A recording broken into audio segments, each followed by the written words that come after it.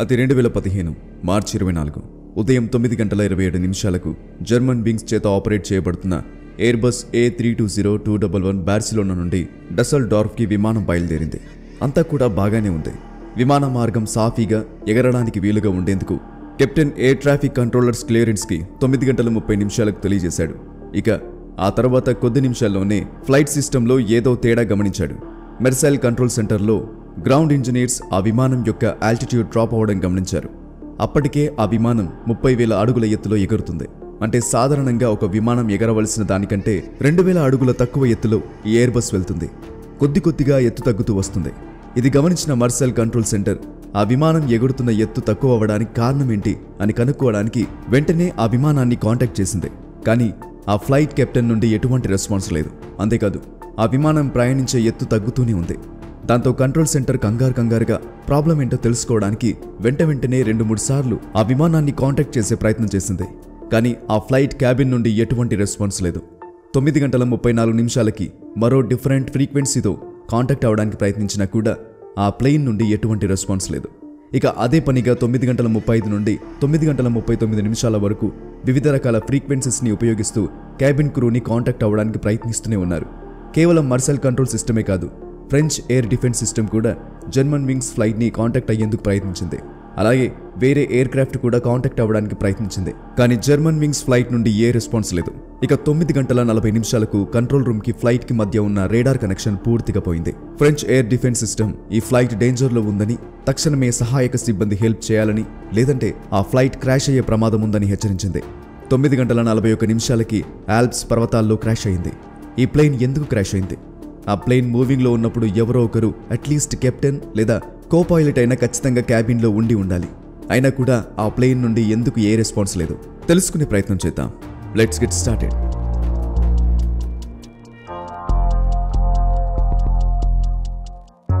దరిదాపుల్లో ఎక్కడ కూడా మానవ సంచారం లేని దట్టమైన పర్వతాల్లో ఈ విమానం క్రాష్ అయింది.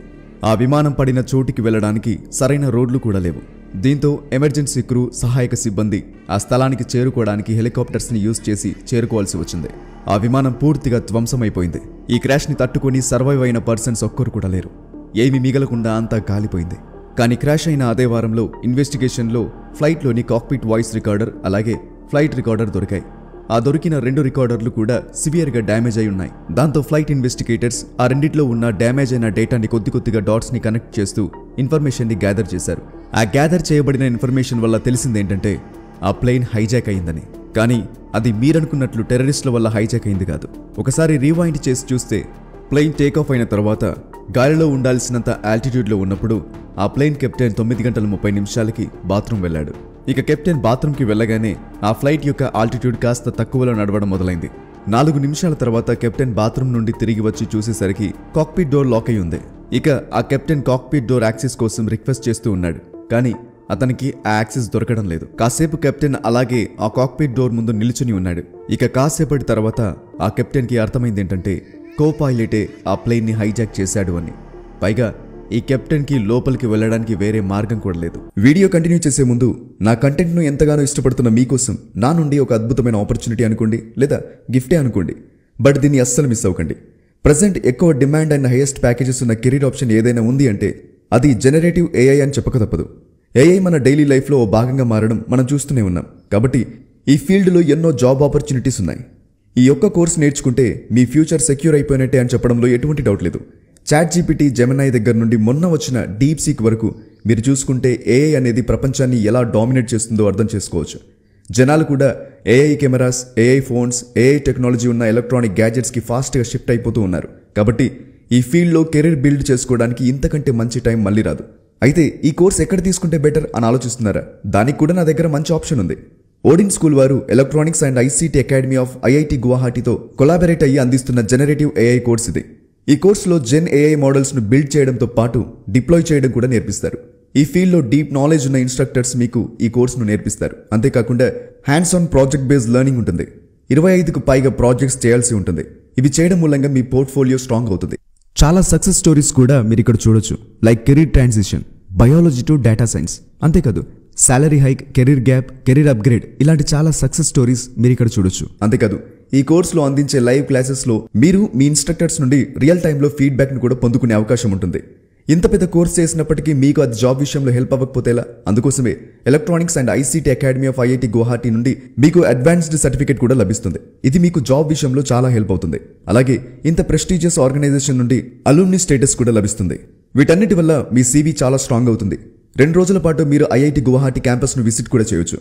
అంతేకాదు, మీరు ఈ కోర్స్ చేయడం వల్ల ఓడిన్ స్కూల్ నుండి dedicated job assistants like resume building, interview preparation, job రెఫరల్లో help and dedicated job application portal కూడా లభిస్తాయి. వీళ్లకు 600కు పైగా హైరింగ్ పార్ట్నర్స్ ఉన్నారు. దీనివల్ల మీకు ఒక లీడింగ్ కంపెనీలో జాబ్ వచ్చే ఛాన్సెస్ ఎక్కువ ఉంటాయి. అండ్ కోర్స్ ఫీజ్ పైన 12,000 వరకు డిస్కౌంట్ ఆఫర్ కూడా నడుస్తుంది. అలాగే ఫీ కట్టుకోవడానికి ఈజీ EMI ఆప్షన్ కూడా అవైలబుల్ ఉంది. నెక్స్ట్ బ్యాచెస్ జూలై 26కి స్టార్ట్ అవబోతున్నాయి. ఇలాంటి మంచి అవకాశాన్ని ఎట్టి పరిస్థితుల్లో మిస్ అవ్వకండి. దీనికి సంబంధించిన లింక్ మీకు కింద డిస్క్రిప్షన్లో అలాగే పిన్డ్ కామెంట్లో పెట్టాను. సో ఇంట్రెస్ట్ ఉన్న వాళ్ళు వెంటనే చెక్ చేయండి.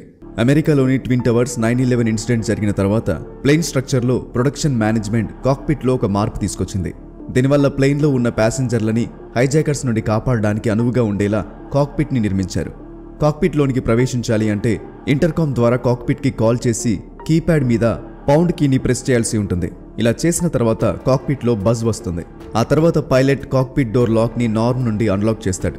సాధారణంగా క్రూకి ఎమర్జెన్సీ కోడ్స్ ఇస్తారు. వాటిని ప్రెస్ చేయగానే 5 సెకండ్ల వరకు డోర్ ఓపెన్ అవుతుంది. కానీ దీనికి ఇంకో ఫీచర్ కూడా ఉంది. పైలట్ ఆ డోర్ని ఓపెన్ అవ్వకుండా చేయొచ్చు. ఎవరు ఎంత యాక్సెస్ చేయడానికి ప్రయత్నించినా కూడా వీలవ్వకుండా ఈ ఫీచర్ ఉంటుంది. ఇక ఈ ప్లేన్ కాస్త తక్కువ ఎత్తులో ఎగురుతున్నప్పుడు కో-పైలట్ ఆ డోర్ని పర్మనెంట్గా లాక్ చేశాడు. ఇక చేసేదేం లేక కెప్టెన్ కాక్పిట్ అవతలే నిల్చొని ఉన్నాడు. కానీ తనేం ఊరికి అలా నిల్చొని చూడకుండా కాక్పిట్ డోర్ని గట్టిగా కొడుతూనే ఉన్నాడు. కానీ దానివల్ల పెద్ద యూజేం లేదు. ఇక చివరి నిమిషాల్లో ఆ ప్లేన్లో ఉన్న వాళ్ళందరికీ అలాగే కెప్టెన్కి వాళ్ళు చాలా ప్రమాదంలో ఉన్నారని, ప్లేన్ కింద పడిపోబోతుందని అర్థమైపోయింది. ఆ ప్లేన్లో మొత్తం 144 మంది ప్యాసింజర్స్ ఉన్నారు. కెప్టెన్, కో-పైలట్ కాకుండా మరో 4 కేబిన్ క్రూ ఉన్నారు. వీళ్ళందరూ చనిపోయారు. ఏ ఒక్కరు కూడా బ్రతికి బయటపడలేదు. ఆ ప్యాసింజర్లలో స్పెయిన్ టీం నుండి తిరిగి వస్తున్న ఒక క్లాస్ స్టూడెంట్స్ ఉన్నారు. ఈ ప్లేన్ కెప్టెన్ పేరు ప్యాట్రిక్. ఆ కెప్టెన్ చివరి నిమిషాల్లో కూడా ప్లేన్ని కాపాడుకునేందుకు ఎంతగానో ప్రయత్నించాడు. కానీ లాభం లేకుండా పోయింది. అతనికి 34 సంవత్సరాలు, 2 పిల్లలు కూడా ఉన్నారు. ఇతను చనిపోయిన తర్వాత ఇతని భార్య అతని పేరుతో ఒక ఫౌండేషన్ స్థాపించి క్రైసిస్లో ఉన్న వారికి, చిన్నపిల్లలకి చారిటీ అందిస్తుంది. అసలు ఆ కో-పైలట్ ఎవరు? ఎందుకు కాక్పిట్ డోర్ని లాక్ చేశాడు? లాక్ చేసినా ప్లేన్ క్రాష్ అవ్వబోతుందని తెలిసినా ఎందుకు చూస్తూ ఊరుకున్నాడు? కో-పైలట్ వయసు 27 ఏళ్ళు. అతనికి చిన్నప్పటి నుంచే పైలట్ అవ్వాలనే కలలు ఉండేవి. ఈవెన్ అతని బెడ్రూమ్లో కూడా బోయింగ్ మరియు లుఫ్తాన్జా ఫ్లైట్ ఇమేజెస్ని అతికించుకొని పెట్టుకున్నాడు. చిన్నప్పటి నుంచే పైలట్ ట్రైనింగ్ కూడా తీసుకున్నాడు. అతను చిన్న వయసులోనే గ్లైడర్ పైలట్ ఎక్స్పర్ట్గా పేరు తెచ్చుకున్నాడు. స్కూలింగ్ అయిపోగానే లుఫ్తాన్జా ఫ్లైట్ అకాడమీలో జాయిన్ అయ్యాడు. జాయిన్ అయిన కొన్ని నెలల తర్వాతే అతను ఆపేశాడు. ఆ సమయంలో అతను చాలా ఘోరమైన డిప్రెషన్లో పడిపోయాడు. కొన్ని నెలల పాటుగా డిప్రెషన్ కోసం వైద్యం తీసుకుంటూనే ఉన్నాడు. నెలలు గడిచిన తర్వాత తనకు నయమైనట్టుగా మెడికల్ సర్టిఫికెట్ తీసుకున్నాడు. ఇక ఆ తర్వాత ఫిట్ టు ఫ్లై అనే టెస్ట్ మెడికల్ సర్టిఫికెట్ అలాగే పైలట్ లైసెన్స్ తిరిగి సంపాదించుకున్నాడు.